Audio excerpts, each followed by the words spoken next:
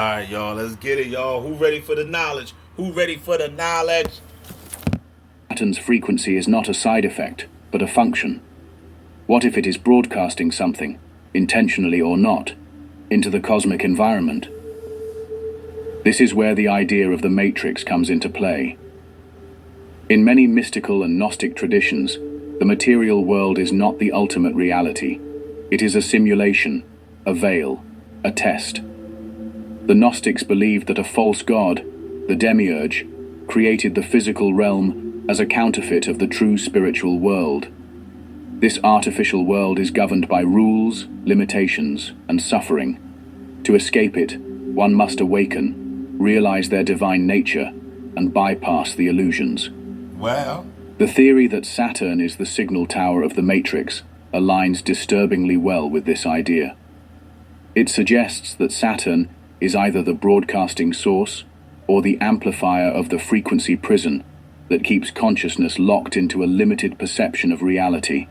Supporters of this theory point to the massive, persistent hexagon-shaped storm, freaks that Saturn is either the broadcasting source or the amplifier of the frequency prison that keeps consciousness locked into a limited perception of reality. Supporters of this theory point to the massive, persistent hexagon-shaped storm at Saturn's North Pole, a geometric anomaly that has baffled scientists for decades. It is unlike anything seen elsewhere in the solar system. A perfect, six-sided structure embedded in the clouds, spinning with eerie precision. In esoteric symbolism, the hexagon is closely tied to the cube. The two are interrelated in geometry. A three-dimensional cube, viewed from a certain angle, appears as a hexagon. This connection fuels the belief that the hexagon on Saturn is a symbolic, or even literal, representation of the black cube, a sign of the planet's role in maintaining the prison of form, time, and illusion. This hexagonal storm may not just be a weather pattern, it could be an antenna, a frequency generator, a portal. That is the claim made by some esoteric researchers and independent scientists. According to this theory, the vibration coming from Saturn's hexagon works like a carrier wave, embedding frequencies that influence the electromagnetic environment of Earth, and possibly human consciousness itself. If the body and mind operate as biological receivers, tuned to specific vibrations, then manipulating those vibrations could alter thought, emotion, and perception. In this way, Saturn's frequency becomes the cosmic software that runs the operating system of human reality. Adding to the intrigue is the strange correlation between Saturn and the Moon. Some researchers argue that the Moon acts as a relay, receiving the frequency from Saturn and broadcasting it to Earth. In this model, Saturn is the original transmitter, the Moon is the amplifier, and Earth is the receiver. This cosmic alignment mirrors the setup of a wireless communication system, transmitter, sending it to Earth. In this model, Saturn is the original transmitter, the Moon is the amplifier, and Earth is the receiver. This cosmic alignment mirrors the setup of a wireless communication system. Could it be that Saturn is not just a mythological force, but a literal mechanism, keeping consciousness locked in a reduced bandwidth? If true, then waking up from the Matrix would not only require spiritual insight, but also a shift in vibrational awareness, learning how to retune the inner receiver to a higher, more authentic frequency. This brings us back to the black cube.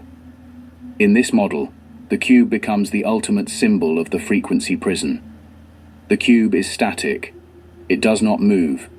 It has 6 faces, 12 edges, and 8 corners, stable, unyielding, and symmetrical.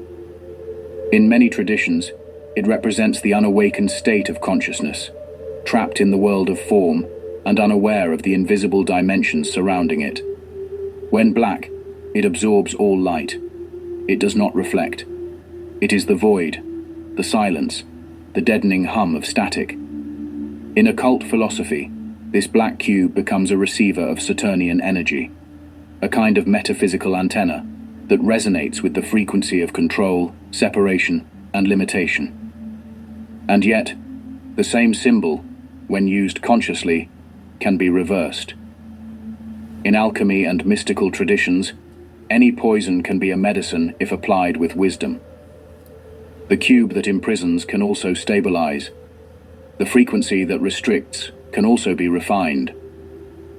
Saturn's energy, while heavy and often difficult, is also the source of mastery, discipline, and deep spiritual insight.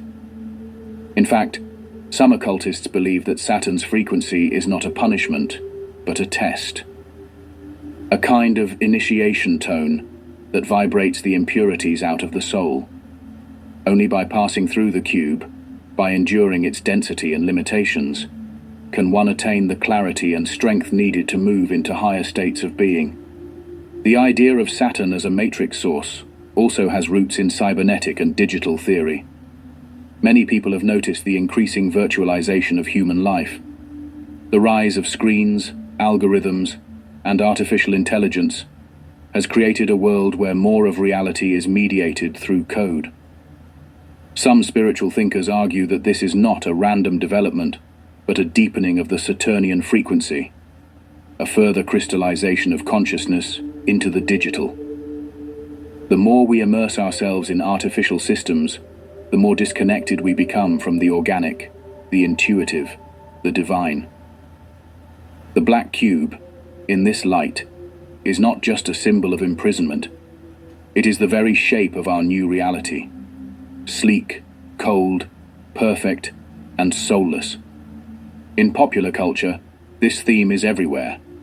Films like The Matrix, Inception, and Interstellar explore the concept of reality being an illusion, controlled by external forces, and the need to awaken from that illusion through knowledge, courage, and personal evolution. These are modern Saturnian parables. Even the design of many virtual reality headsets resembles a black cube strapped to the face, a disturbing symbol of how willingly humanity embraces its own imprisonment when offered convenience and escape. But not all is grim. The increasing awareness of Saturn's potential role in frequency manipulation is leading many to explore ways to raise their vibration, detach from the collective programming, and awaken to their true nature. Practices such as sound healing, meditation, breathwork, sacred geometry visualization, and chanting ancient mantras are all ways to retune the inner instrument. By learning to generate higher frequencies within the body and mind, one can begin to resist the denser energies believed to be coming from planetary sources. It is not about escaping Saturn. It is about integrating it, harmonizing with its lessons, without being enslaved by its limitations. Saturn is not necessarily an enemy. In some interpretations, he is the stern teacher, the final gatekeeper who tests the soul's readiness for liberation. His frequency is not meant to dominate, but to challenge. Only those who are fully conscious can rise above it. In this sense, Saturn becomes a mirror, showing each person exactly where they are trapped, exactly what they must confront, and exactly what must be refined before they can ascend.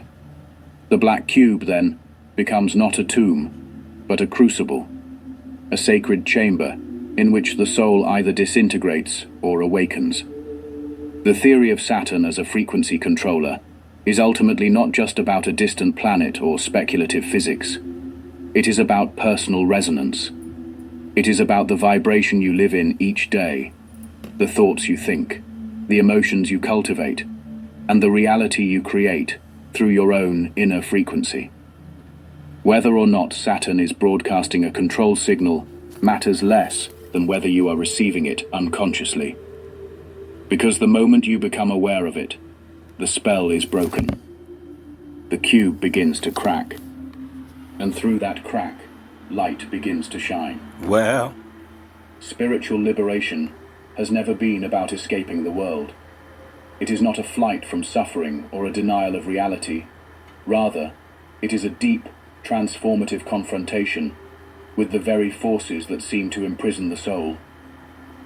The black cube, symbol of Saturn, limitation and karmic gravity, must not be fled from, but entered, understood, and ultimately transcended.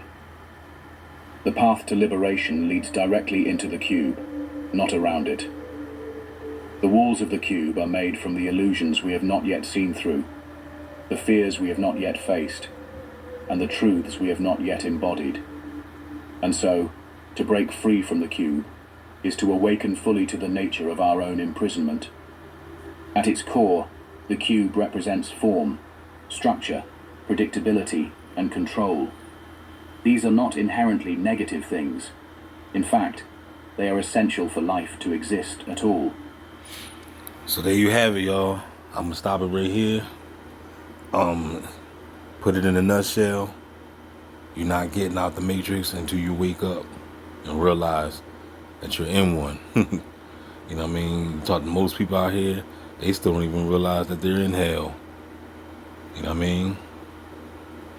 And since you haven't done your own homework, you haven't done, you haven't, did what Jesus told you to do, seek and you shall find. So therefore, what the scriptures say, my people shall perish from a lack of knowledge. My people shall perish from a lack of knowledge. This demiurge God was mad at Adam and Eve because they ate off the knowledge of tree. The tree of knowledge. Right? The demiurge God got mad. The jealous God got mad. Why? Because the jealous God wanted Adam and Eve to remain a bot. And he wanted them to wake up, so he got mad at everybody. Cursed the ground, cursed the serpent, cursed the people. The jealous God had a temper tantrum. But see, you got to understand, you should know that according to the Gnostics and according to this information that I just gave you, which is about the black cube of Saturn, right? They're letting you know as true liberation comes by freeing the mind and the soul and the spirit of all this dogma, all this indoctrination. You gotta let it go. Everything that we've been taught, that you was told is the truth and all this, you gotta let it go.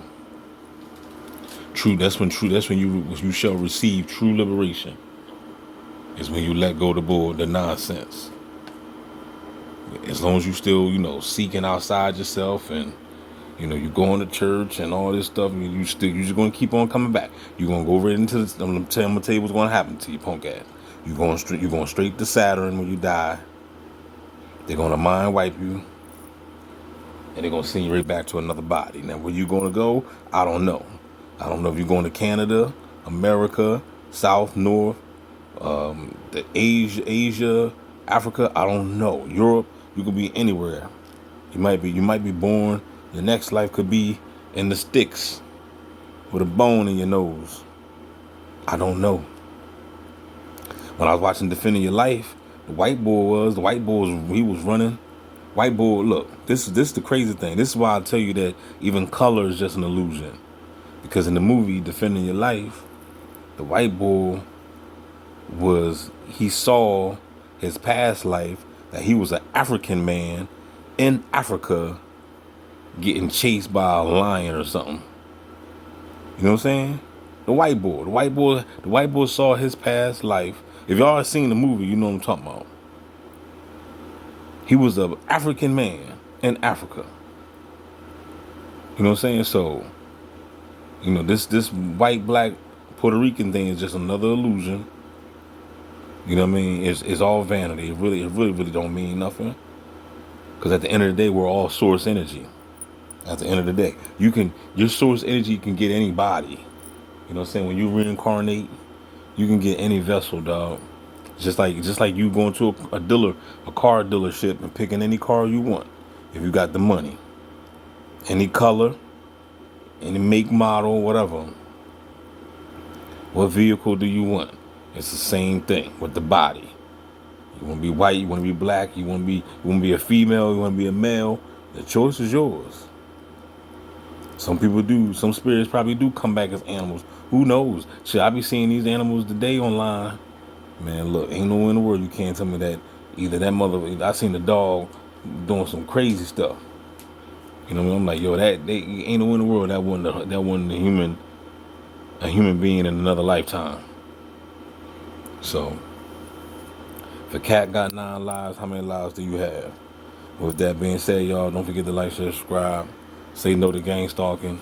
The perps, don't worry about the perps. The one that's gang stalking you and torturing you, they're gonna get caught up in Saturn, and on their next life cycle, they gonna have to go through it. You know what I'm saying? You know, right now they the gang stalker. On the next one probably. Well, I guess they probably. I'm thinking though they probably won't ever have to experience it only until they raise their vibration to the point where I guess their awakening is happening. Because I am led to believe that gang stalking is a form, it is another form of an awakening. It's like another level.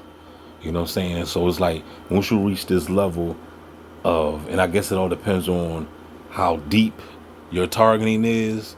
The deeper you're targeting, I guess the deeper the level or whatever, the higher the level or whatever. You know what I'm saying? But once you're on that spiritual level, because to every level there's a new devil.